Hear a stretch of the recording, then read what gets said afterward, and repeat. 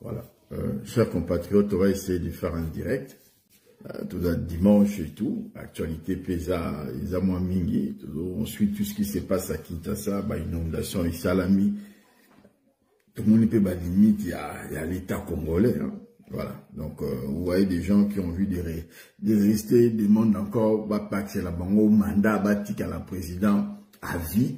Pour faire quoi? Je ne sais pas. Bazo Senga, sa bango, basil sa mandat, pour basa la nini, to éviter. Moka Mobimba, plan urbanisme, et ça l'a raté. Moka Mobimba, et rotambolara neti banyama. Bolamuki na tonga basali boye, batongi boye, bakeboye. Il n'y a pas un plan, il n'y a pas un plan d'aménagement ya mboka, où ils allaient que tokotonga boye, to réserver place boye, pour na, pour faciliter, banzete, dans la pour absorber maï, to sali place boye nini, évacuation maï, chiti ya maï, isa place ni. Donc, mboka Mobimba, bana planté. Kongo ezo tambola na loyenge, lora banyama, batama boma. Et les réalités, comme dans le Kinshasa et Katani. Nakoseka, Namawa, Sotosani. L'irresponsabilité des dirigeants autozana et ils veulent se maintenir au pouvoir. Et ils sont consultés pour que demain, ils reviennent tout bâti à la bas maintenir, ministre. Vous vous rendez compte? Vous vous rendez compte? Ministère à travaux publics, plan à urbanisme et Kinshasa, Izawapi, plan à aménagement et Mboka, Izawapi, bon, le ministère à aménagement et territoire. Mais aménager à Nini pour faire quoi? Ministère à urbanisme, Moussala à urbanisme, et Zanini à éviter. Et vous verrez des gens comme ça, ces gens-là veulent rester au pouvoir. Bazo gaspiller bambongo na ndenge tout ko futa ba lobbying libanda pour que États-Unis et ça va minérer nyonso ya Congo mais pourvu que bango batika na bango na pouvoir. Donc le patriotisme est exalté. La notion de l'intérêt général ou caractérise ba animateur ya gestion de la chose publique, il y a pas. Tout ce qui leur intéresse, c'est comment se maintenir au pouvoir. Comment corrompre Batou pour pas désorienter Batou. Comment corrompre Batou na niveau de la diaspora pour pas semer doute dans une initiative au Batou Bako Kozwa ou permettre pour que le régime est tombé. C'est pour ça que moment toujours pour interpeller Bino Congolais. Bon, mais vous avez vu ce qui s'est passé dans Kinshasa. Bon, tala gestion, il y a crise au Salami Lelo. Vous avez vu un premier ministre, vous avez vu le premier ministre à descendre dans la rue, vous avez vu le ministre des Transports qui était à la balabala, vous avez vu le ministre des Travaux publics, vous avez vu le ministre de l'Urbanisme, vous avez vu Nani comme autorité en Mboka à Kenen achevé à Batou. Il y a ma victime. Et l'autre monté Baba, ils n'ont rien à proposer, Talibangote. Et c'est ça, Batou Nakati diaspora, vont venir vous désorienter, vont soutenir moi Namboka, vont sangana, vont salaboye, pour faire quoi? Garder ces gens-là pour passer la nini. Garder Félix, na gouvernement na yé, na batu na yé, pour passer la nini. Tout le monde a demandé que belé, ça la rappelle ma vidéo na niveau diaspora, communicata. Comme la démarche pour désorienter le peuple. Parce qu'ils ont compris que le peuple a compris. Nanga a un défaut. Nous avons des choses à reprocher à Nanga. Nous ne demandons pas aux gens d'adhérer au mouvement Nanga. Parce que si vous êtes membre du mouvement Nanga, il y a AFCT. Mais chacun est libre de faire son choix, il y a quoi adhérer ou pas. Mais ce qui nous préoccupe aujourd'hui, c'est le projet. Il y a Chitia Chilombo qui est porté aujourd'hui par AFC. Qu'on dise les choses clairement et on va essayer de rappeler aussi les choses. Parce que Batouko, Bazobo, il y a projet à AFC, il y a une solution alternative. Solution à Bango, il y a un dialogue, et ça, la Félix, ça, Tikala, Kabola, pouvoir, Fungolagé. Et nous ne voulons pas. Moutou azobo ya bananga baya avant la solution alternative. Si on tourne papa, concrètement, qu'est-ce qu'on peut faire comme solution alternative? Kinshasa n'a pas été organiser soulèvement populaire à la capacité. Créer rébellion, il y a des vrais Congolais, oh, il y a des nino sali pour libérer Chilombo, pour empêcher AFC et ya, à zapper na ngote. Mais est-ce qu'on veut bondir ça AFC pourquoi? Dans la configuration actuelle, auto vana ngo lelo. Batu nyonso o moni bazo ko bundisa. Démarche ya AFC on a simple chute ya Chilombo ceux qui bolandi bango bien pour comprendre que il y a ba mèche o ezo sala mana régime mboka ekwei Bruno bonjour ndeko na ngai na Drio mboka la gestion ya mboka bota la ndenge Kinshasa ezike mai partout inondé et l'irresponsabilité ya gouvernement mutu moko te tali bango tout ba limwe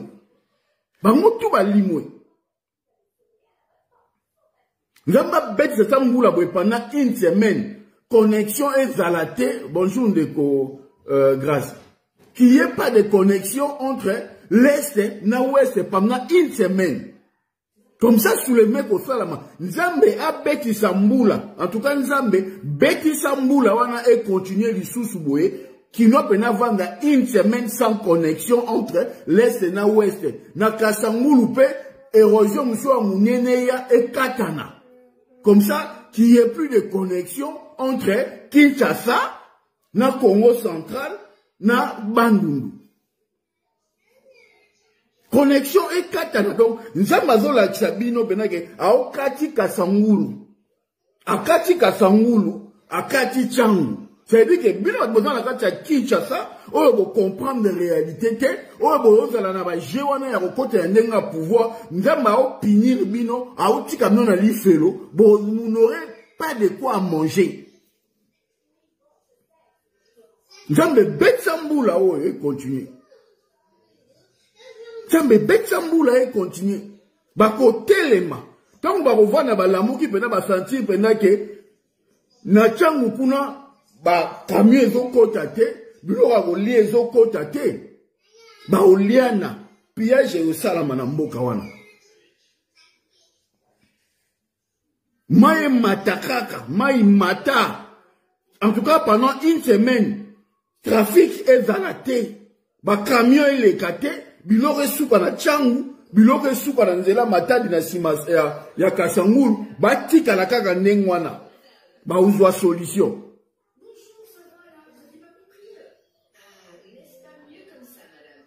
Donc, tu es venu bovandi, botali, qu'est-ce qui se passe? Nandenge mboka ngo ezo kende. Nandenge ba dirigeant ngo bazo fonctionner. Nandenge ba on a poto, ba komi ko pesa batu ba mbongo po ba banda ko bundisa batu gratuitement. Le problème aujourd'hui c'est la chute de Chilombo. Si tu n'as pas une solution alternative, tais-toi. Ba pekisi mutu moko te a organisé sur les maps populaires na Kinshasa a bengana Chilombo. Ba pekisi mutu moko te sala coup d'état. Ba pekisi mutu moko te a ke solala ba mobondo pour que a récupérer yango a sa la rébellion a bengana Chilombo. Ba pekisi mutu te. Champ libre. Mais au moment na batu tongo midi pourquoi musala na bango ko combattre initiative batu bazui. Initiative moko ezalaka parfaite te. Exact. Initiative nous surtout ezalaka mborozala ne loko au point positif et loko boza. Nzambe moko asala mokili na ye apesa mutu nyonso te. Apesa mutu apesi ndambo azangi sindambo.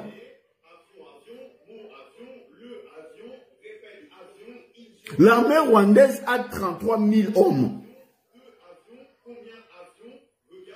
Lelo oyo biso mo tobito compter na ba geno ba démobiliser ya ba front eleka po sobo sana ke na province orientale ba démobiliser ka ba geno tout bazalaka ba rebelle kala bazalaka na ba groupes armés kala.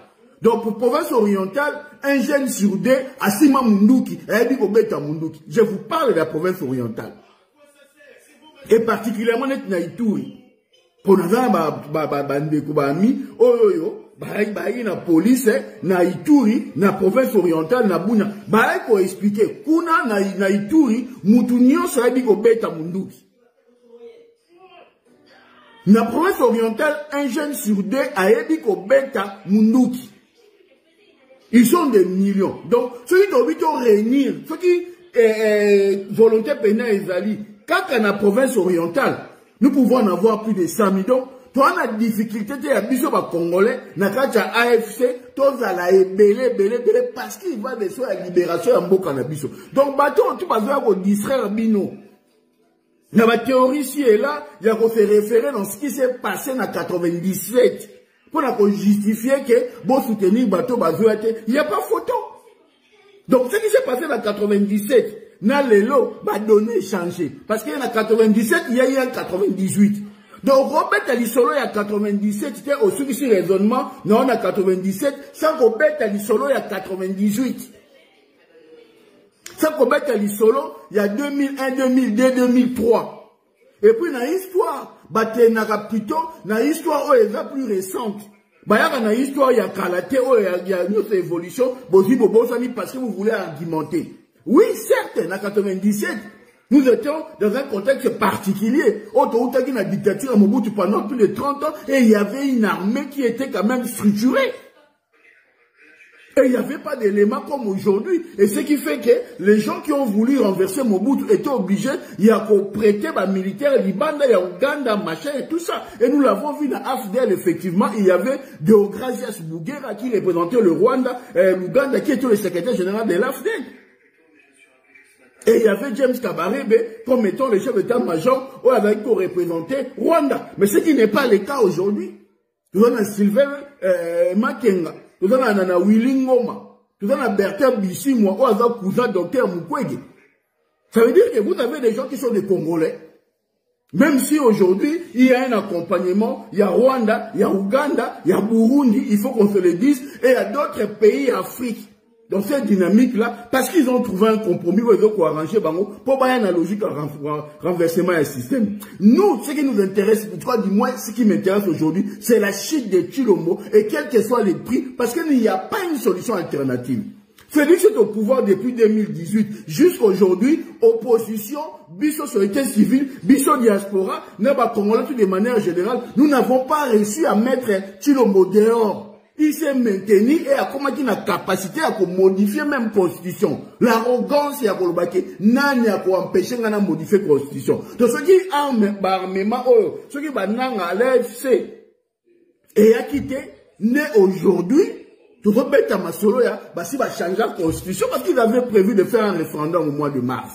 Il y a changement de la constitution. Donc on va voir que tu l'as pouvoir libérer après un mois d'année. Donc Nanga, na AFC, bazaba mal moko nécessaire. Ils sont à l'origine, il y a Tshilombo, n'a commis na pouvoir, ils ont à bango mon côté, mais, et au moins, baza na obligation, on a comprendre que, le rôle à bango moutou, ça dit faut corriger faute na bango. Pourquoi tu vas empêcher bango ba corriger faute na bango? Botika bango ba corriger faute na bango, ceux qui va corriger faute na bango, la obligé. Il y a qu'on vend dans les Congolais parce que mais finalement, bon corriger faute na bino, bon bengani mutu ba tchaki, bo tchaki, et bon mutu a gagné qui, Martin Fayulu bossa na eni. Donc à un moment donné, bolinga te, la discussion est qu'on se posait sur la place, sur le statut à Martin Fayulu. Alors bolongwa na bobangi, bolongwa na logique on a oba tcheno na mutu ya ko manipuler, ya ko luka, bo créer ba psychose mo ya père ya robangi sabat. Nous sommes plus de 120 millions. Nous n'avons pas Tourban à Rwanda, où il y en a 4 millions, 5 millions Tourban à Rwanda. Tous sont organisés. Les problèmes dans la Rwanda, les problèmes dans la Ouganda. Et c'est totalement bien origine à Bitumba. Bunaganda, M23, Vanda qui a Sejaki, et dans la frontière dans Ouganda. N'a et l'autre, ils ont comme ça, ici les lots. Basali rhétorique, problème nyoso, balatisi à Rwanda. Va désorienter le peuple congolais dans Rwanda. Or, les vrais enjeux, bateau bazali, pèse qui va moins, soutenir tout ce qui se passe aujourd'hui, c'est l'Ouganda. Donc, ça veut dire que, n'a pas politicien, n'a pas média, n'a pouvoir, désorienter nos peuples dans Rwanda, mais il va laisser Ouganda tranquille, ça va moyen pour que, quota, avancer. Sikoyo, nani azoloba vrai, le peuple congolais, nani alingi congolais vrai. Les gens parlent de ce que Rwanda aurait fait, ou ce que Rwanda fait au Congo. Mais personne parle de ce que l'Angola fait, ou ce que l'Angola fait. ce que l'Ouganda fait, ce que le Burundi fait, ce que la Zambie fait, le Soudan, Centrafrique, oh bah pays voisins, personne n'en parle. Ça veut dire que c'est comme si, par élément de langage, bino nyonso, ba orienté bino, bo ciblé kaka, Rwanda, allez, bo tika les autres, on a tranquille. Et ça va élément de langage, ba pesi bino, et ça va rhétorique, oh ba pesi bino, bolo ba kaka, thématique, oh yo yo, ya Rwanda, focus Rwanda, bo bimate. Botanga combat Ouganda, mais tout le monde sait que le M23, vu la monnaie les bases, qui est qui Bunaganda, et Bunaganda c'était la frontière avec l'Ouganda. Donc, à partir du moment où nous estimons que l'Ouganda peut être allié, il y a un mouvement, on a parce que tout ce qui va avancer, ça veut dire que le vrai partenaire, il y a M23 dans AFC, ce n'est pas le Rwanda, c'est l'Ouganda. Et ça, c'est la réalité. Et le contentieux, il y a Rwanda, Chilombo, c'est tout autre. Et là, dynamique Moussoussou. Mais maintenant, le fait que Chilombo, Alinga maquiller tout, abtiamon la responsabilité à Moutoumoko, pour l'Ongola, origine, il y a tension, oh, il y a Rwanda, parce qu'ils ont signé un contrat commercial. Tolanda Bisselele. Aloba, yango. Que, bah, profiter de l'expertise, dans le réseau, il y a Rwanda, bango, la possibilité. Même les conseillers Bilonda, conseillers économiques ou conseillers financiers à Chilombo, atteignent pas même propos. Ils ont signé un contrat bon et difforme, il y a hors Nabiso. Rwanda, contrat, on a l'église, on a parlement a voté et validé en haut. Bah, parce que l'on a investi à Qatar, bah, ça, l'ini na bango, ici, na bango, il y a raffinerie à or. Et donc, quand tu as bon, quand on a caisse à l'État. Et puis, sur le contrat, il fallait, or, on a l'État brut et bima, et les Canadiens, contrôler un aussi mékei. Mbongo, ici, kendara, et banité. Mbongo, ici, or, wane kendaka. Olo, et bima, l'État brut, pour pas qu'il y ait des raffinés na Congo, na Rwanda. Est-ce que Chilombo, a yebisi ne sika mbongo kendaka? Est-ce que Chilombo a yebisi bino esika contrat oyo basinyaki na Rwanda? Oyo lelo oyo ba okene ko solola ngo na doa. Est-ce que a brandir yango aloba na ba congolais que tala contrat ngo yango eloko ba o reprocher ngai? C'est là où Boromona kindoki ya famille Tshisekedi yangona. C'est là où Boromona kindoki ya classe politique congolaise yangona parce que tout le monde a ses contrats dans ma boko. Ba okene ko négocier na doa. Pour la solution par rapport à contrat wana. Mais le fait que, homme fort, continue beaucoup, actuellement, ils allaient l'AFC, na M23, on est contrôlé, parti wana, place au hors et bimaka. Donc il était évident, parce que, on va le régime. Comme le roi a des régimes. Toi, on a un régime à Est, on a un régime à Ouest. Toi, on a des gouvernements. Tu l'as signé le contrat, il a perdu le contrôle. Il y a, zone wana, il a maintenant contrôlé par AFC. Donc il faut la négociation. Chilombo, n'a pas AFC ba solo là, base de solution, il y a neni ba on fait la passation au contrat. Parce que le contrat wana, on va discuter, qu'on renégocier, et ça contrat au Chilombo n'a pas conseillé ba salaki. Et ça, cette vérité, on a moutoyé sa binoté. Et on a senga contrat wana ba brandir en sur la place publique comme ça, Chilombo doit expliquer aux Congolais, par où il revenir dans l'État congolais, ba tchaka yango wapi. Et quand on a caisse nini à l'État. Ça, c'est la première des questions. C'est la première des questions. Donc, chers compatriotes, peuple congolais, tout avancé. Tout avancé. Tout télémé na makambu, y a ba contrat, Chilombazo kenego luka, ba mérité baya kozu vandi sambo canabiso, et comme sous contrôle, parce que Chilombo a envie de rester au pouvoir. Chilombo n'a aucune légitimité.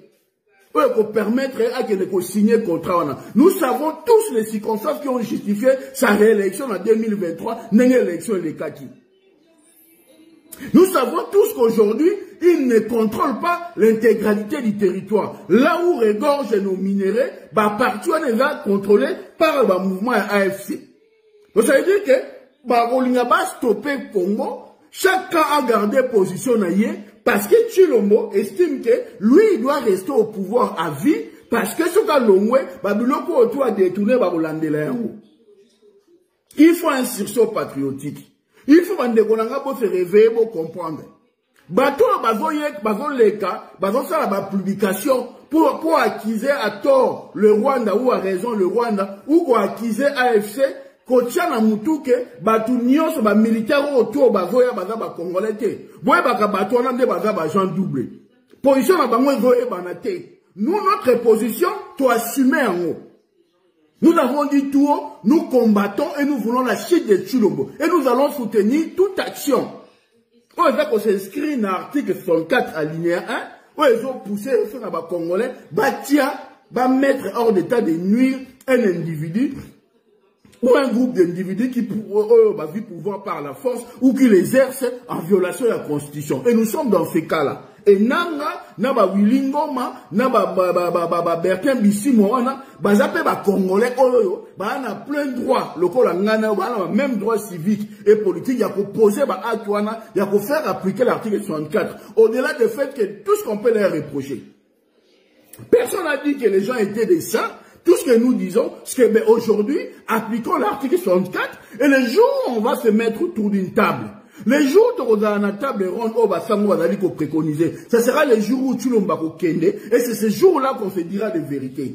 Aujourd'hui, tu as besoin de la vérité. Aujourd'hui, tu as besoin de qui fait quoi, qui peut jouer quel rôle. Et raison pour laquelle nous sommes là en train de marteler, nous sommes là en train de partager effort parce qu'il n'y a pas d'autre solution alternative. Nous devons avoir une solution alternative de quoi encourager un mot, de quoi partager un mot.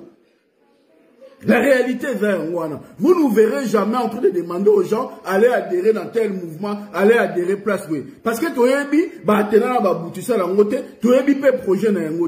ce que nous voulons, c'est tout se conformer, toute la dynamique d'action, il y a projet politique, il y a quoi il s'attire dans le régime. Et de là par la suite, on va autour d'une table. Et dans la AFC, et dans l'opposition politique, et dans la société civile ou la majorité des Congolais, les compatriotes se sont engagés pour s'inscrire dans la dynamique de Senko et SCC. Ça veut dire que le projet Senko et SCC pour vendre sa Congolais, pour vendre sa pâte sociale, tout le monde est d'accord avec ça. Il y a un seul point où il faut Kabola Batou et sur le nom de Félix. Parce que 99% de Batou Nyonso, Félix a démissionné. Batu nyoso ba boyi na mutema moko. Donc ce qui biso tout, to bongisi maloba na biso. Notre combat aujourd'hui est à acquiser tel. Notre combat aujourd'hui, c'est de faire tomber Tshilombo. On va déjà gagner le premier combat. Et le deuxième combat, to ko appuyer initiative ya basango. Oye ko vandisa ba Congolais pour que tu réfléchir sur un gouvernement de transition qui va faire quoi dans ma moyenne lignée consort et te faciliter l'élection, balingi va faire la politique, va continuer. Balingi va faire, va faire, c'est bon. Mais au moins, dans la transition, et permettre biso de construire une dynamique yassika. C'est ce que nous voulons, Makambe Salama. Et nous ne voulons pas que Moutoumoro Boye, Atikala, Azala handicap et la transition, Atikala wana, Azala wana pour. Non. Nous voulons que dans une transition, tout confier à la société civile, va diriger la transition, on a pendant une année, 2 ans, 3 ans. Et après, toutes ces forces, on a bien évidemment, qui feront partie de la transition, bien évidemment, mais l'animation à la transition, symboliquement, qu'on le confie à un membre de la société civile, à la clivate, surtout à la démarche à unité. C'est ce que nous préconisons, et ce que nous voulons et salama. Donc, tout ce cannabiso, qui a agent double, double G. Tantôt on a contre Félix, tantôt on a pour Félix. Tantôt on a boé, tantôt Keboé. Aujourd'hui, la posture, moi, la qui s'est indirectement, qu'on doit soutenir Félix Moboro, qu'on l'a qui s'est un mot. Et ça, Toboyi Yango. Zala clair. Congolais, il faut Zala clair. Yo politicien, il faut Zala clair. C'est soit ton lobby ouvertement lingi Tshilombo kwaya, soit ton soutenir Tshilombo ouvertement toyebi. Moi, mouyebi sur la discours et zanga tinate. Yo on fait la moutafali montage abi, boyoka makamunanga lobby, abenga ki leader boy extrémiste, abenga ki moutou, est-ce que tu soutenir moutabongo? Mais bon, tu soutenir si on a. Makambo ya lobaki on a le passé. Le lo oyo a changé position. À reconnaître que ça là qui m'a bé. Avant réparer. Si qu'on yo lingi tout dans le passé, tout a évolué. Les jours où on va se mettre autour d'une table pour se dire des choses, c'est ce jour-là qu'on se dira, ah, Ndeko, na 2018, et les cas qui boye, ça là qui boye, pourquoi? Bon, tout ça là qui boye, tout ça là qui boye, mouton aussi, oh, bino, bon, tout là qui est, bah, droit naïe, bon, l'obini, ni pas naïe. La question, elle se pose pas sur, il y a, qu'on l'a, ça m'a trouvé vidéo, à Makamounang, à l'oba qui tel la vali, extrémiste. La question de se dire, comment réparer ce qui a été fait en 2018, moi je n'ai aussi un bino. Bon, ça l'année plutôt na intelligence. Bon, c'est plutôt nanga, to AFC, bapé sabino, comment démarche ni la réparation, oh, bango balingi basala. Par rapport, il y a Babiloko et Kozamaki en 2018, oh, bazo linga babo qui s'est lelo. Parce que la réparation, est là d'abord Balongoli Félix, mais la réparation aussi, il y a Martin Fayulu. S'il faut citer, parce que c'est lui qu'on a traité d'extrémiste. Réparation, il va préconiser pour Martin Fayulu. Ça va plutôt débat dans le niveau. Mais ce qui est aussi kaka, na makambu, on a loba ki boye, que moutou avait extrémiste, et en gros, pas qu'on va soutenir, et pour n'a loba ki boye, au servir Congoté, au servir qu'en pouvoir. Et nous, tout ça, un peu dans mon maïele, il y a au décoder un peu, langage politique. Élément de langage amiqué, Mike au batba au boaka. Est-ce que dans le contexte où tu as un lelo, où il y a un point de Chilombo, il faut que le Bamakamboui. Quand le Bamakamboui n'est bien, parce que lui-même il a dit, il a dit ça ouvertement, il a expliqué qu'il y a eu une implication des Nations Unies, il y a eu une implication de la communauté internationale. Mais c'est qu'on y a aussi dit que la nanga, mais ok, mon ba belge, ok, mon ba français, ok, mon ba Nations Unies pour nani. Parce que nanga bien dit que lui il a exécuté hors de oyoyo la communauté internationale à Salaki. C'est là où bolandaka batu. So moni mutakateli bino vidéo ka extrêmement ya muke. Alors un message à lingo passé. Derrière message wana, bon luka, bon comprendre ce qu'il a dit à travers ces messages-là. Qu'est-ce qu'il a voulu dire? Parce qu'aujourd'hui, ceux qui ont combattu les Nanga, ça veut dire que vous soutenir Félix. Parce que la solution, il faut exalter. Ceux qui ont combattu, Batouba Bundi, ça va quoi ça Félix? Ceux qui ont d'une manière ou d'une autre, on va travailler, non Félix, mais tout en gardant ta posture. N'évitez ceux qui vont comprendre, n'évitez ceux qui vont intérioriser. En fait, on peut sabino coûter. Mais non, on sabino, n'est beaucoup pendant qu'on démasque bateau. Moutoumoussou, a vu ma photo, a vu ma statue, a partagé mon groupe, nous avons un collabo. Ce qu'on a un collabo pour anime. Pour nous, nous mobiliser peuple, to sangana, to bengana chilombo kende. Si yo na mire na yo o combattre Chilombo te, mais yo poni ka o combattre ngai, o ngana o senga batu ba combattre Chilombo. Si on réfléchir bien, o combattre que mutora za muta Chilombo. Et pour ça, c'est simple pour comprendre. Ouganda a occupé ba territoire, ndenge Angola, ndenge Rwanda, ndenge Burundi. Mais bo tiki Burundi, bo tiki Angola, bo tiki Ouganda, bo kangamika na Rwanda. Bon, on a dit que ça, j'ai mon dans la Katuana. Vous me posez la question, comment ça se fait que Bunaganda, territoire à Liboso, M23 Zouaki, est dans la frontière na Ouganda? C'est quoi le rapport avec Rwanda? Parce que, réfugié, il y a M23 à Liboso, ouais, 2013. Réfugié, peut-être un statut à réfugié, en Rwanda, protégé par au commissariat, il y a réfugié. Désarmement bango, démobiliser bango, kotara sou na Congo te. Yango moni, qui va continuer. Ils sont partis par l'Ouganda dans un pays tiers. Kota va faire l'opération là bon. Donc, tolo baboye parce que tolinga congolais au fungwama. Olongwa na bloqué sur bacheyo. Na bachebino fixation mongo sur le Rwanda. Mais bateau va provoquer des dégâts koleka. Pas ça tranquille. Pas ça tranquille.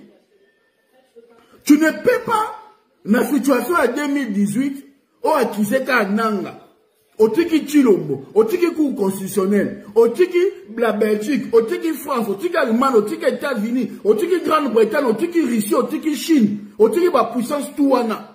Yo kangamika Nanga, au Yebipo Aninu Kangananga. Parce que yo veut travailler un peu pour la moutumoko, bah pèse yo que nous ressemble. Donc nous on veut qu'il y ait une ouverture d'esprit. Donc les gens longs on a babi loko, y a ba jamais mike te zo ko aider Congo, te peut servir Congo te. Donc les gens ont la capacité de permettre biso, tout dans un éclairage, tout dans la vérité dans ce qu'on veut faire. Il y a même te permettre de comprendre de liboso. Tu vas contre Moutouté. Tu vas accuser peu Moutouté. Mais tu lis que vérité zala. Tu bimana hypocrisie parce que comment vous subir? Aujourd'hui, dialogue, on est la malélo, dans paysage politique, tout, et pour profiter même à Chilombo. Parce que le rapport des forces n'est pas équilibré. Pour que le rapport des forces soit équilibré, comme en faveur d'un biso, il faut au moins, chita Kisangani. Parce que Kisangani n'a Kinshasa, et au bet de la tout na fleuve. Félix a un contrôle, il y a Maindo Mete, il y a Bakota Bakwamutu Anate. Félix a un contrôle dans l'OTAN. N'entrée à fleuve na Kwamutu, quand on a tout ça, Félix a un contrôle à Mobondoté. Ba territoire, on a une zone non droit. C'est-à-dire que Moutou a vu qu'il s'engage. A un passoire parce que sécurité dans la fleuve. Parce que bon, on a une difficulté déjà pour franchir le fleuve parce que Mobondo Bazali. Ndama bon ça Makamunae. Ndama ça la Makamunae n'est sengeli. Ndama ça la Makamunae n'est sengeli. Il y a un peu insister sur le fait que AFC, l'opposition politico-militaire, va franchir étape. Ya Kisangani. Ce qui toyeba efficacité et dynamique na bango. Ce qui va atteindre Kisangani. Parce que là, parce qu'on va souki, ils ont un sens T. Et qu'on apporter l'occasion à Congo, à part qu'on balkaniser Mboka. Pe ba thèse nyonso o batu bazo ko accuser contre bango soki basuki na walikale et qu'on s'avérait vrai. Donc pour nous démasquer, pour nous déjouer, pour nous l'acquisa et puis pour nous permettre cohésion mon salama. Pardon, entre bino na peuple, il faut pas atteindre l'objectif parce que Kisangani ali ville révolutionnaire. Et une ville moko cosmopolite. Oh, tout le monde qui ba mulele, ba kizenga, ba lumumba, ba yaka, place wana, kobunda, tangu, et comme il fallait pas défendre ma belle. Donc il y a que des vrais patriotes les jours où Laurent Désiré Kabila a fait comme un Kisangani, c'est ces jours-là, Nino et Kongo et Koyaki. Pour pas comme on a Kenge comme un facile. Mobutu qui m'a appartient à Kenge. Ça veut dire que ceux qui ont commis na Kisangani, bon comme une porte ouverte comme une Kinshasa. Kwa mutu kota Kenya tuana Félix a un contrôle na ngote parce que ba mobondo ça fait moment ba investir ba vendre na ba tonywana insécurité ezawana et ba zone ya non droit et Félix ne pourra pas faire la guerre na bango pour ça dit guerre na bango affronter comme une Kinshasa mbala moko. Donc on a place moko beza non droit et va na ngo vide boy parce que il faut atteindre ka Kisangani connexion et salami makambo esili. Et vous verrez le discours, il y a tout le monde changer. Donc, nous sommes en train de dire des choses, et dans la stratégie, et dans la secret défense, et là, oh, n'importe qui, sont nous vendre à Mayele, à Zamuto, à Yebe, à moi, cartographie, à Yamboka, à cause de la lecture, wana. Il y a un peu de choses, ennemi, ils peuvent avancer jusqu'à Kisangani et ça n'a pas l'autre. Et bon, ma paix mobilité. Bah, on doit faire une solution. Mais bon, comment? Bon, franchir étape. Bon, s'émanciper. Il faut Kisangani quoi? Tant que Kisangani quoi, on est encore, bon, on peut ça, bah, élément. Na bateau, on va s'opposer na bino. Bon, on peut ça, bah, élément. Na bateau, tout, va considérer que des marches à balkanisation sont en cours. Et ces gens-là veulent bien que bon, souka na walika, les gars, vont avancer pour que, bah, tenir bino toujours rigueur que bon, niveau balkaniser mboka. Alors, pour la longwa, na dimanche wana bonjour ndeko Willy, il faut franchir étape wana ya Kisangani. Il y a le côté symbolique, il y a ville révolutionnaire, ba martyr nyonso ba Lumumba, ba Kizenga, ba Mulele, ba Vie Okito, ba Ngotu, ba kwea ka place wana. Et donc ce bo kwea wana et pesi dimension mususu ya bitumba. Et renforcer encore, parce que beaucoup de gens nous harcèlent en même que Babi Makaka, Bakoma Kisangani, Babangate, Bakoma Kisangani. Il y a une volonté à Congolais. Et on regarde ce que nous vivons aujourd'hui à Kinshasa, mes frères, bon avancer. Bon avancer. Bon Bongisakaka. Félix a sali coup avec tout le monde aujourd'hui, à besoin de négocier Kanaï. Donc les gens monde à Kanaï. Bon, ça la paix, moi, et là, au monde à Kanaï, bon, avancer Kaka. Bon, je vois la solution. Et là, dit Kamouté, oh non, il faut que la sécurité bien, tout la sécurité va ta calme, tout ça va ta violence. Non, la personne va vous croire. Le lot, va Congolais, tout va déterminer pour la Félix Akende. Et bah, tout le monde va comprendre que dynamique au boye, n'a pas dynamique, mon est réveillé, et la mousse, bah, tu sais, bah, tu as espoir, mon boye, changement. Alors, ils ont dans ce qu'à un moment donné, vous brûlez par étape. Vous forcez la main. Poutine est en train de négocier avec les États-Unis et la Russie, mais avec l'Ukraine, mais avec quoi avancer à petits pas.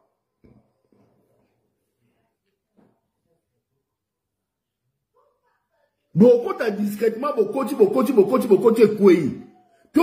Donc, si c'est moi, ça peut bon facilité shit nango mais mouvement mo be bimi na komba sika après ko adhérer na wele ki nango mais faut qu'il s'engage symboliquement un longwa na contrôle ya Kinshasa et qu'on pèse à bouffer d'oxygène et qu'on rassurer les gens parce que les gens appellent, les gens en ont marre et les gens ont vu ce qui s'est passé à Kinshasa hier et aujourd'hui et les gens bah moni la manière dont le pouvoir est en incapacité de gérer cette crise humanitaire.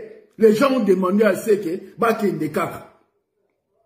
Et c'est pour cela même Moula est à la bongo pendant 2 ou 3 jours encore. Nous allons rencontrer parce que c'est qui Tchangou. Lundi, mardi, ba camion traversé pénérie à Bilok Abilia et commis. Parce que dans la logique à réserve était.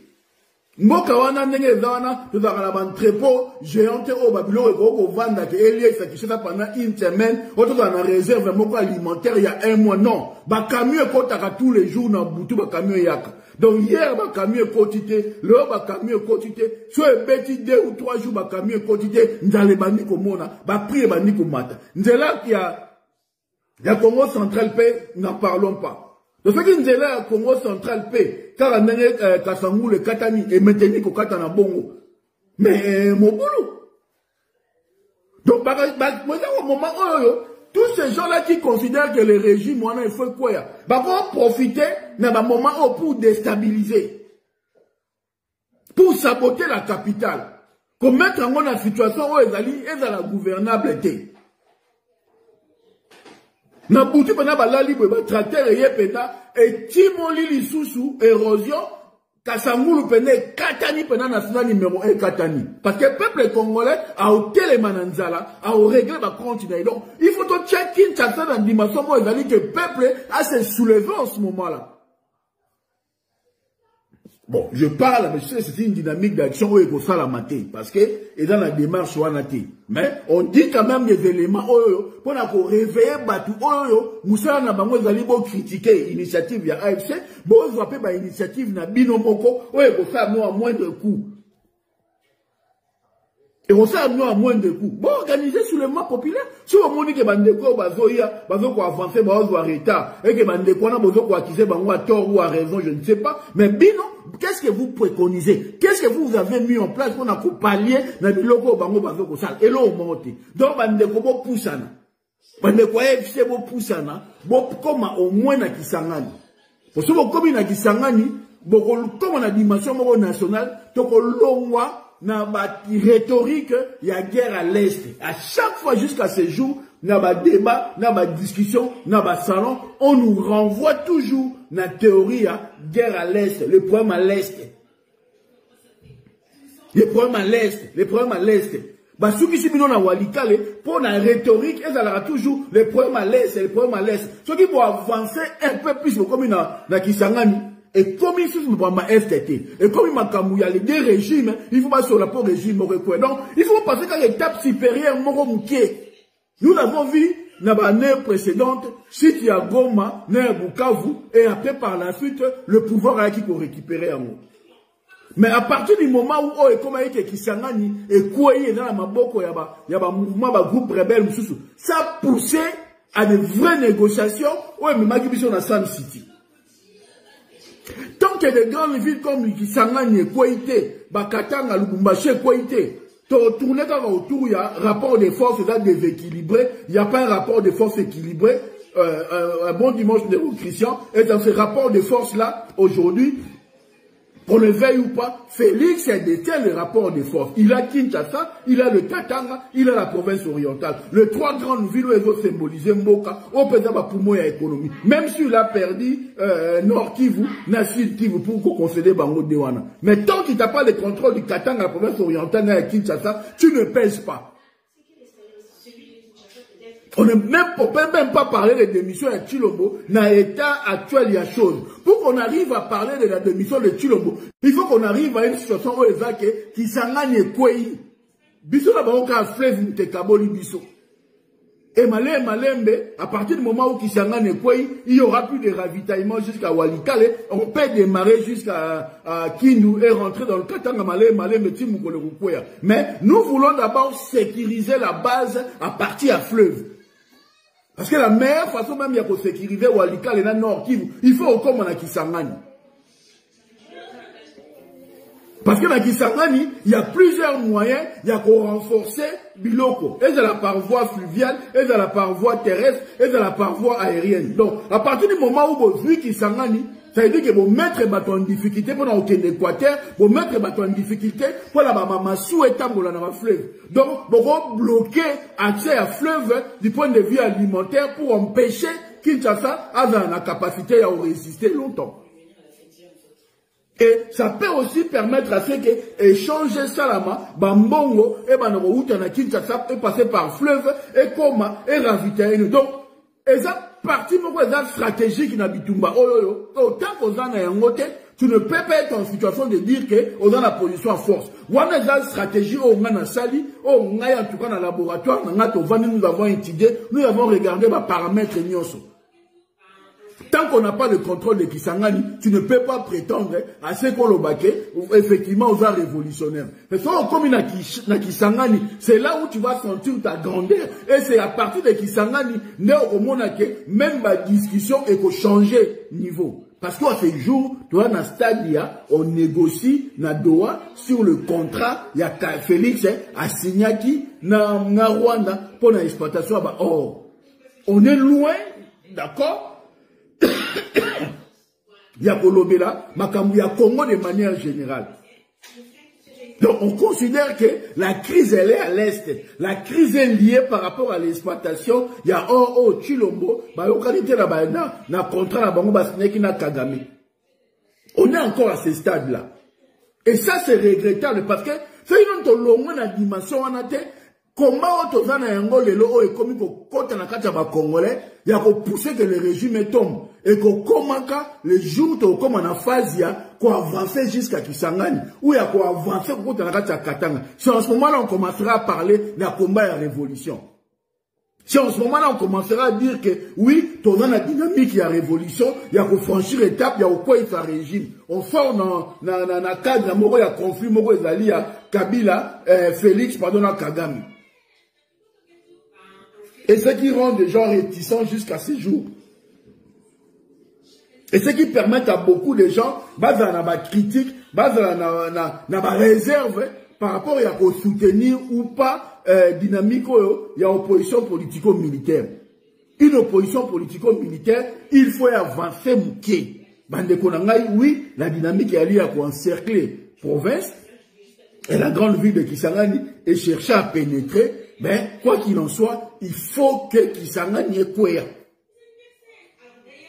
Comme j'avais dit, on ne peut pas aller dans une table de négociation ou une table ronde, ce qui bino pour atteindre grande ville symbolique comme Kisangani. La voie Kisangani du point de vue symbolique, elle est qui même Katanga, même Lubumbashi. Lubumbashi, à part le côté, il y a ma zone minière et confort et tout ça, et dans le côté symbolique, il y a Kisangani. Kisangani, ça symbolise la révolution ou la révolte de l'esprit. Bah révolté, bah bunda qui na histoire ya Congo. C'est aussi l'endroit où et Sangisa tribu, ethnie nyonso. Pende, yakiwana, mulele, ve, Lumumba, ve Okito, Mpoyo, ndenge na ndenge bautaki partout, bauti na province nyonso, yena Kisangani pona kobunda kosala base. Donc ça veut dire que mukolo Kisangani kokweya, biso nyonso oto dans la besoin à Félix Apoya, la mère patrie. L'endroit où père na biso indépendance bundaka bakutanaka place ba makila etanga maka. Wana ekosangisa biso tout. Et un grand meeting où ezali ke esangisi ba patriote nyonso ba congolais nyonso tout to wuto côté la dimension mystique ya bitumba. Et bobo sanate la prise ya Kisangani. Et ça pour la kobundisa nani, kobundisa Tshisekedi. Tshisekedi oyoyo a travaillé qui pour la koboma, kobomisa ba mulele, ba Lumumba, mwana na ye, wa tetaki Lumumba crapaud. Le côté symbolique, on a la prise, il y a Kisangani, et c'est là où on va te dire, mais voilà, et Abitumba ya Souka Obundaki. On avait combattu, vous avez combattu Mobutu en 97. Mobutu avait son allié qui s'appelait Ken Tshisekedi et moi nanaene mutaza na pouvoir lelo. Donc moi nanaya mutu oyoyo abundisa ki ba père ya indépendance, abomisa ki ba Okito, abomisa ki ba Mpolo, abomisa ki ba Lumumba, abomisa ki ba Mulele, abomisa ki ba leader nyonso tu wana oyo ba père ya indépendance ba telema ki pona défendre ma bela mboka. Donc ça veut dire que la prise de Kisangani c'est aussi une manière de dire à ces vieux-là, babomaki bango, nenge salamaki na 97, mais voilà, biso bana oyo, tozali bana oyo, toye ko défendre, bino na batu o basalaki bino mali. Makile ko ganga. La prise ya Kisangani ko gagni sa makila, la prise ya Kisangani et ko pesa ba onction et ko pesa ba force et capacité à sika. Ya dynamique mo bomona, boko lata posture mususu. O ezana noté pour l'instant. Ils en ont bien, vous administrez la partie à Goma, ils en ont bien, tout ça, vous en avez bien, et Félix est dérangé, et vous va en Goma. Félix est là, la pomité, Moukolobo, comme on a Kisangani. Moukolobo, au gouvernement, il y a révolution à partir de Kisangani. Et c'est là où Félix est là, à sous-pomité. N'est comme on a Mobutu. Mais l'avantage au bino Mozana Yango, au Ezali qu'aujourd'hui, et là, Mobondo, et là, il y a une partie sortie, il y a début à fleuve, et là, il y a un non-droit. À côté, on a tout un fleuve de bandits, et là, il y a un non-droit. Félix a contrôlé totalement la place Wanati. Donc, avec la chita Kisangani, vous avez une base de sécurité naturelle, parce que base de sécurité dans le fleuve.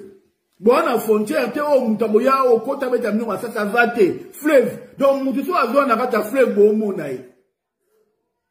Moutako la gata forêt équatoriale pour Buntabinote. Donc à partir de fleuve Bomo na Mokili, à partir de fleuve Bomo na Kinshasa, 3 heures boko nyata. Donc on a Boutoupe, na ba province boko la Maïndombe et l'autre eza kunate. Donc on a Boutoupe, boko ba no charger ba na ba canon rapide na ba bateau, boko tipe na Maïndombe, bo avancer pe to tsepoa, to le li ba koko, ba ya ko tchapoa kuna, bo avancer pe bokei to koti libération salami.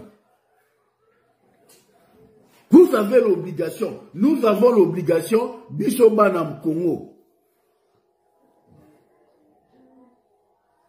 Nous avons l'obligation, Bishoba Nam Congo, la dimension de commune, il y a une dimension de la bitumbalelo, to comme on a regard sous. Oui, certes, il y a une pression diplomatique, on va Chabino, bon bouger, bon karamaka na position, mais, et ça n'en peut bien, bon karamaka na position, yoka, mais, Biso Moutoubo là, parce que le moment où Bino Vandi Bozela Bongo, Chilombo est en position de force. Même si nous, sur les réseaux sociaux, on fait des déclarations en disant que oui, Félix doit démissionner. Mais sur le papier, au regard il y a prise ya ba territoire so yi mundela vandi na ba laboratoire ndenge vandami na ba laboratoire ndenge biso to vandi na ndenge pe to okota on demande à Félix si sa mandat na. Pourquoi? Parce que symboliquement rapport de force est là déséquilibré, il contrôle encore une bonne partie. Il détient les 3 grandes villes. Ouais, c'est la régime vers là. Katanga, Kinshasa, na Kisangani. Dans la configuration actuelle, quand on a discussion à table ronde, ils vont nous imposer que Félix Tshisekedi a fait un mandat. Mais pour comme on a un niveau que va na bon longa okende. Il faut comme on a un niveau il y a prise ya Kisangani déjà. Pour dire que vu que Kisangani porte fumwami sécurité y a nord qui vous bimba. Ti maniema toke tokoti katanga malé. Kisangani faut quoi? Kisangani faut quoi? Donc on a mauvais calcul, il y a au boulet que non. On sait tous qu'il n'y a rien. Hein? Et bah dispositif peut malonga et dans la montée. Mais il faut qu'on perce. Il faut qu'on va audace soana. Pour le gars, excuse-moi, non, bah bête non, bah takabino, beaucoup de gars Kisangani et ça n'a pas l'ôté. Et ça n'a pas l'ôté. Bah quoi accepter kaka, attends bah on maquiller les points ni pour respecter non. Il fallait qu'on avance, on a pu avancer pour que tout consolider ni nouana. Toi on a choisi. Il n'y a pas d'autre choix. Il n'y a pas d'autre choix. Parce que rester dans Walikale, en pleine terre. En pleine terre. On attaquer dans tous les sens, dans tous les coins. Si au comité na souka et pèse sécurité, na non qui vous mobile. Base arrière et à souter parce que pouvoir au Kima, a obligé qu'il y ait kota Kindu, avant de nous parler là, Katanga, mais pour sécuriser Tina Fleuve. Pour sécuriser Tina Fleuve. Je peux faire encore beaucoup de Katanga, mais beaucoup de Kisangani. Beaucoup de Kisangani. Beaucoup de Kisangani. Pour Kisangani, peut si nous moutons la fleuve. Et sécuriser Nord Kivu, et sécuriser Walikale, et sécuriser national numéro 3, et donc, ti ba maniema. Ba kokasu souté. Ba kokate parce que, ba comme on a position, moi, bo tche, ba on a tenaille. Ba encercler, ba on si. Mais bah, on a la possibilité aujourd'hui, il y a un robet à une partie qui s'engage, bah, attaquer, bah, yé. Donc, ce que comité national qui s'engage, bah, les mieux aussi, bah, on m'a aidé.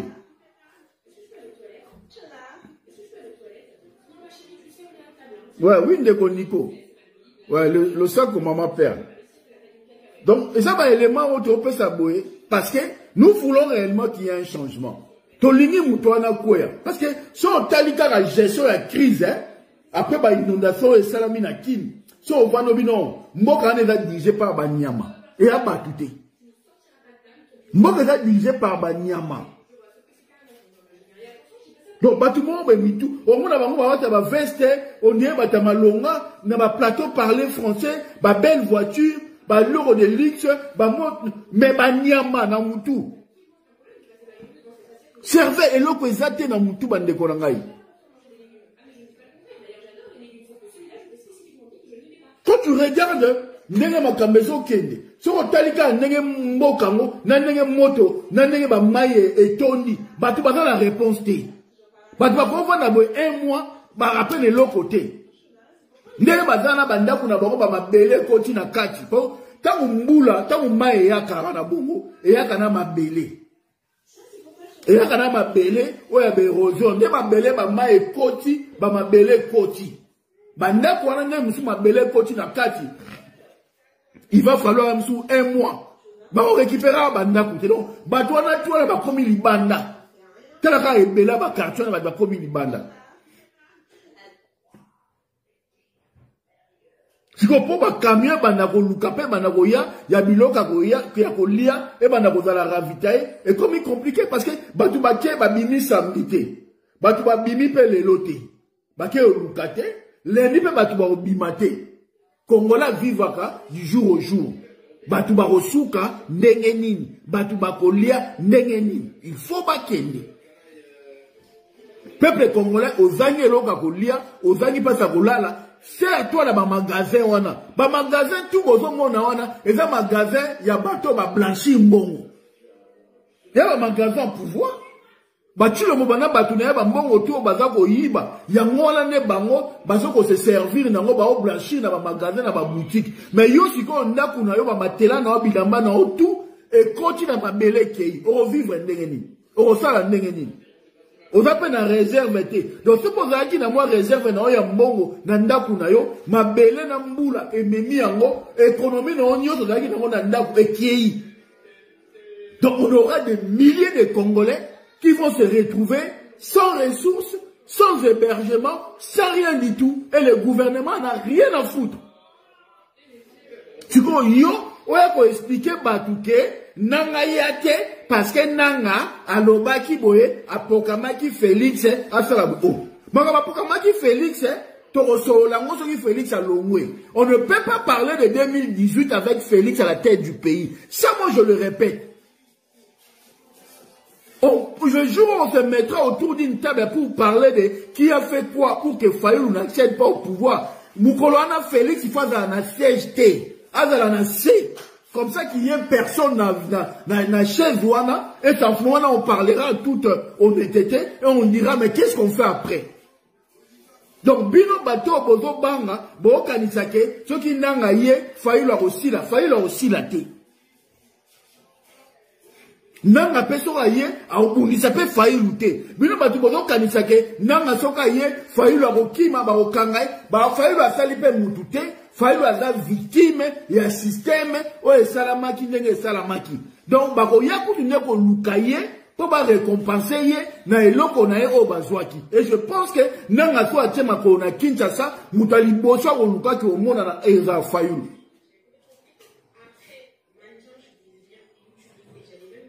Là, je vous dis, voilà, Nanga Soka Tchema Kolona Kinshasa, la première des personnes au Nanga, à Okenero Luka, et aux Martin Fayulu.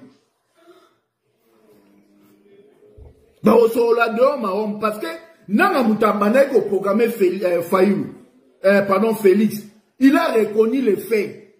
Tant qu'on y a Kinshasa, à Okenero Luka Fayulu, réparation et Robanda parti à Wana. Mboka ni salabino teto zobanga poto yebite groupe armé au moni ndenge bakoya muta osala lote muta osala Fayulu eloko te donc za la kimia botika bolongo la kimpi bo benga ngoni soki o benga mutia mabemo comment on peut lingala on peut à mon boulot et dans comme mo ya kanda soki ya jalousie ko ba babenga ho kombomo be kimina baningala ngo pe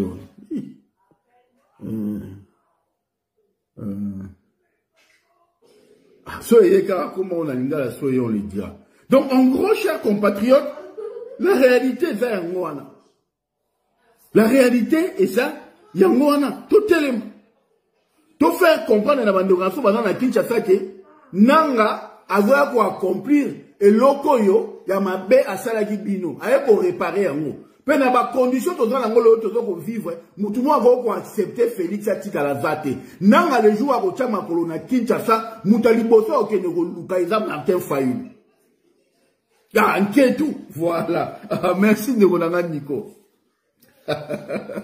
Ouais, lingala passe, je pense pas que là lingala Kikongo omoni nketu omoni bolongola keto wana bolongola loko wana bolongwa bo comprendre loko wana ke nanga oluka Fayulu so akomi na Kinshasa bokanga makambo na ebisi bino ngolelo bokanga parole d'honneur ona lobi mutali boso oyoyo nanga okene oluka so achema ko na Kinshasa a okene oluka ga Martin Fayulu a okene ko présenter ba esquisse na ye et a oluka réparation.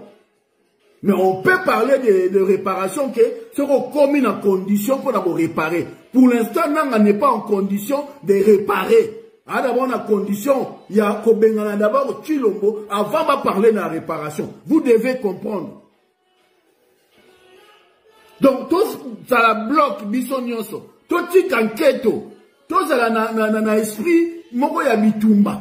Tout ça na esprit moko oyo ko permettre biso ba Congolais to comme la dimension ya koyeba et loko ne loko to traiter ngo na étape na ngo. Le lo bandeko ba lo bato bundisa Rwanda. O bundisa Rwanda ndeno dans l'administration te. Rwanda est organisé, structuré, nous tous désordonnés sur tous les plans. Tu vas le faire la guerre comment? Et la preuve, Félix avait acheté des armes. Il avait acheté des armes à Tchakamona Goma. Pas pour Nabundisa M23. Parce que le M23 était dans Bunagana. Mais Tchakamona Goma, pas Bundisa Rwanda. Mais vu qu'on n'est pas organisé, il n'a pas si utilisé les armes quand même, il n'a pas pour Bundisa Rwanda. Peuple congolais, tout le monde sort à Makamounen et les Kaki. Donc nous ne pouvons pas même parler auto Bundisa Rwanda, to Bundisa Ouganda ou Angola. Nous ne sommes pas organisés. Il faut d'abord tout vendre, tout travailler pour notre mboka, tout créer une transition, tout réformer mboka, tout réformer l'armée. Ça peut nous prendre le temps que ça prendra. Et en ce moment-là, tout ça n'a pas droit à biso et les canaux. Tout ça même pas besoin de Bundana Rwanda. Parce que les jours où on a la capacité, il y a pour sécuriser mboka na biso, chacun se mettra à sa place. On n'a même pas besoin d'aller chercher la guerre au Rwanda. Qu'on s'organise seulement. Bon, on a moutou na bino kaka non, il faut que Bundana Rwanda. Tout ça la mécanisme, la makasi ko Bundana Rwanda te. Tout ça la makasi Rwanda te. Parce que la kana minduki, ça ne fait pas de toi homme fort. Il faut qu'on organiser parce que l'Ukraine a rendu la vie difficile na Russie. La Russie a l'écrit Ukraine na minduki na batu na belema tout. Il faut structurer l'institution. Il faut structurer Mboka. Donc, ma théorie, monsieur, vous avez besoin d'un lelo. Tout le monde, vous avez un raisonnement micro. Vous n'avez pas un raisonnement macro, pardon. Et vous ne voyez pas la vie en grand. Vous voyez la vie dans la dimension micro, ce qui n'a évité. Tu ne peux pas parler d'aller la guerre, ceux qui ont beaucoup de conditions, avant que tu dois commencer d'abord par te regarder. Est-ce que Moutouana Zaboué, Moutouana za organisé? Est-ce que Ngana za organisé? Moutouana za Loroboué. Est-ce que Ngana Zaboué? C'est pas parce que tu as 200 000 hommes, Rwanda za 30 000 hommes, ne organise qu'au bête à Rwanda. Non. Au reçu, quand il y a une richesse, il y a une Ukraine. Bako bête à bino loko la balle amitié, parce que vous n'êtes pas organisé, vous n'êtes pas structuré. Et vous l'avez dit, Félix a acheté des armes à Tchamona Goma pour Bundana Rwanda. Parce que s'il voulait combattre le M23, il y a que Tchamona Bunagana pour pas que nous Bunda. Bah, mais toi, tu m'as dit qu'on a Goma, parce qu'il avait au côté à défier Kagame. Et ça, c'est la réalité. Et pour moi, Goma, quoi il s'en combat, Bukavu, quoi il s'en combat. Ça veut dire que, opportunité aujourd'hui, il y a des locaux, il faut que nous moitié na kisangani. Boso la kake forme ke bande konangai, boka nga mato ikaka. Bon, c'est justifié quand on comprend pour des raisons de sécurité, il fallait bon dans la petite place boye, voilà et après bon vandinier. Bon comme il a dit sangani et comme il a dimension mususu. Et comme on a dimension mususu. Mais tant que Bosuki a place Bosuki, ça renvoie au conflit avec le Rwanda. Ça renvoie dans l'idée où on va acquiser, pour balkaniser. Donc, on va faciliter la rhétorique, alors, pour casser la rhétorique, vous devez forcer la barrière. C'est pour avancer, ça appelle l'autre. Parce que là, d'abord, biso ba Congolais, mututo kendara to expliquer à bango. Peut-être expliquer bango pourquoi la nécessité y a pour avancer tiki sangani. C'est bon, yo qui peut mundele trop, bon, qui mundele trop. Bon, souka ande bon, souka, ça l'ango bien, mais à un moment donné, il faut forcer la main. Félix a un mundu qui a bundate, peuple congolais pas l'igi Félix, militaire pas l'igi ko bundate. Donc ça veut dire que mundele pas rien au bundela Félix c'était. Donc c'est pour avancer, kaka. Bon, on a une solution pour là. Parce que Félix n'a jamais respecté l'accord, le contrat où il a signé. Pourquoi le modèle devant Mouto, il n'en a rien à foutre du monde, des gens. Vous comprenez. Félix a Mouto à respecter la batute, à Mouto à respecter la contrat, à Mouto à yoka Mouto. Le logo au pessier Beki, l'obé au balouke la yo. Celui qui a un principe que vous devez garder ma position, il n'y a pas que garder ma position, il y a les katanga, avant la force, oh, les alliés qui la dissuasion diplomatique, parce qu'il y a les katanga, il y a la province orientale pour la stratégie militaire et tout ça. Donc, celui qui Kisangani, ça veut dire que, du point de vue stratégie militaire, vous déstabilisez déjà. Il ne pourra plus faire grand chose pour Luka Abundi Sabino. Maintenant, bon, ouais, là, au Katanga, comme étant une province stratégique en termes de diplomatie, parce que, bah, ressources, les apuna, va nous belé, et au point, il y a parce que ceux qui vont bloquer accès, vont interdire accès dans l'espace aérien, mais à Sili. Avion au matate, quand à Katanga, et ça la boîte, à coopérer dans Sandé. En Sandé. Ah non, maman, on a un angola, baké, maman, au monte les Katanga et Katanga. Donc, on a soutien, on a comme se répéter. En tout cas, on expliquer Bandeko. Boy, ça Bandeko va comprendre que ça sert à rien. Ça sert à rien. Boy la batou, ba théorie, ba rhétorique et belé. Nanga yemo muta sala ki vidéo wana. Makamwana nanga yemo muta lobi yango. Yandenge le kaki, po ba pe sa fayi le poste te. Toyeba yina biso yango, na yemo ba lobi yango. Tu lo batikala lo bango te. Face à lo ba kakao compromis à l'africaine et le kika ndengwana. Mais nanga yemo ka ko décortiquer bino compromis à l'africaine yango eza nini. A expliquer bien, tu peux te comprendre yango. Diemo pas ebisi biso ke non bon, a obunda siko po a réparer yango. Toyoki yango. Botika a réparer yango. Soki yo se pénité la makamunda ngalobaki, poser nanga, on fait comment? Tu l'omba koi. Tu comprends on réparer siko yo et loko bo baby saki au sa ndeni. Ah, wana nanga ko apika no réponse. Mais là, il y a des gens qui ont été Kinshasa, nous avons bossé avec Luka et nous avons Martin Fayou.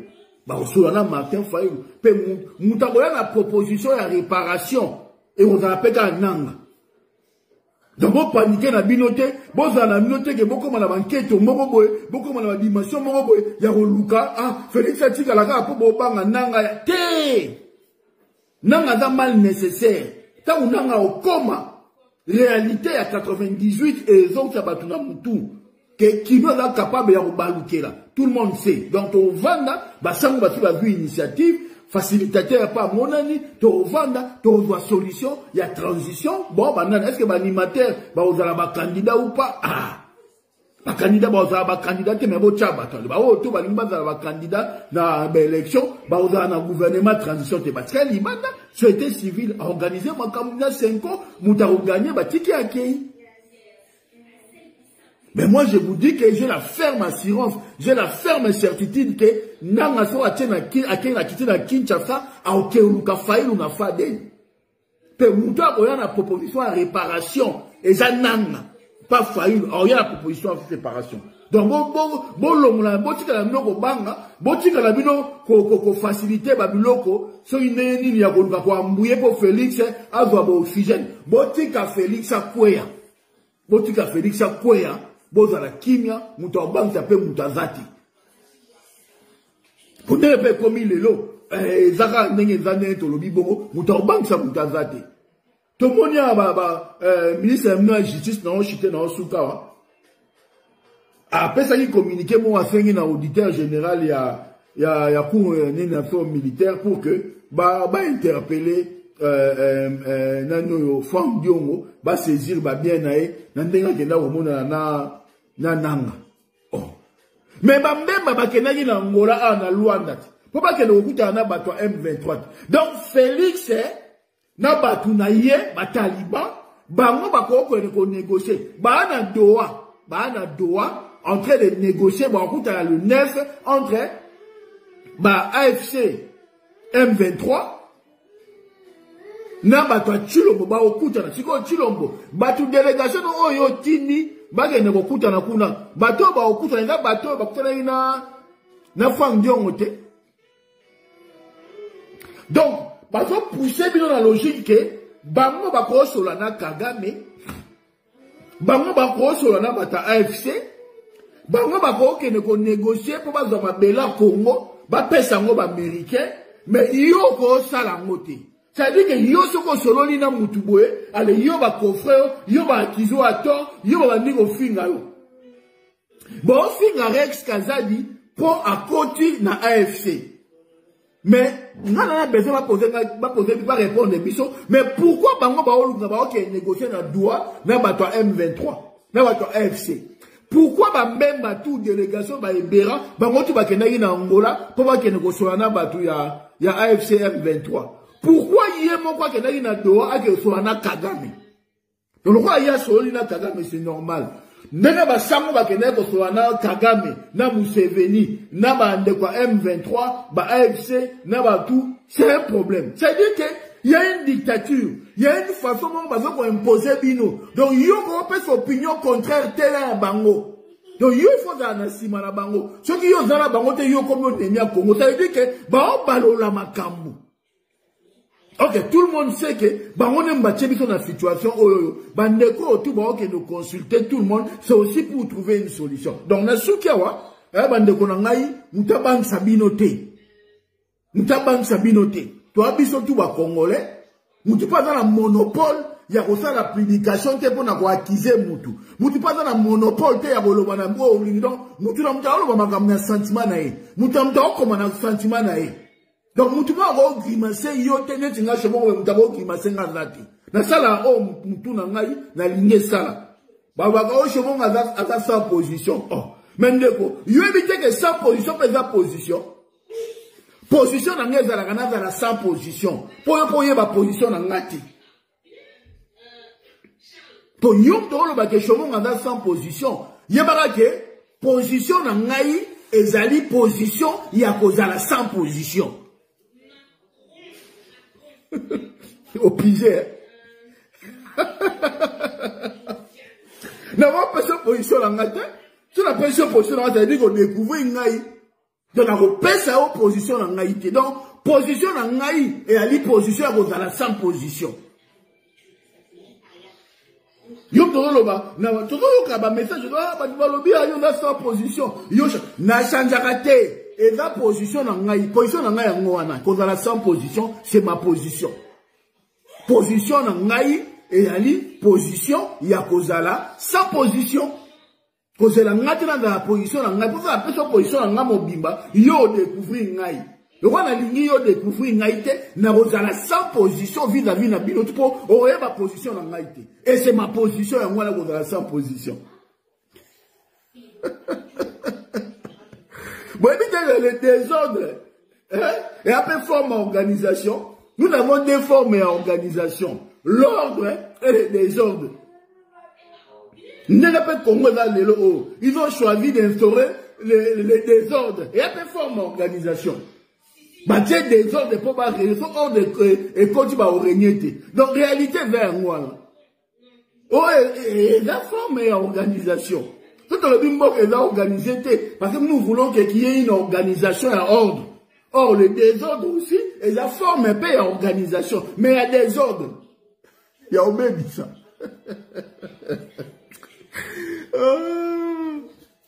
Bon, maintenant, moi, il faut. Position, on va comprendre, position, on va dans la sans position. Voilà, des positions, on va. On pèse à la position, on va. Bon, souffrir. Mais bon, comprendre la position dans un jour. Pour l'instant, nous avons bien nos positions dans la tête. Bon, souffrir quand on souffrir sans position. C'est ma position c'est d'être sans position. Voilà, en gros, ingeta. En tout cas, on continue la dynamique qu'on a pour dénoncer Félix. Il y a un départ à Félix parce qu'il n'y a pas mieux que ça. Et puis, il y a aussi pression pour qu'il s'engage le à Félix et qu'on fout la porte. En tout cas, la dynamique à Makambebele Zakoya Ingeta. Merci.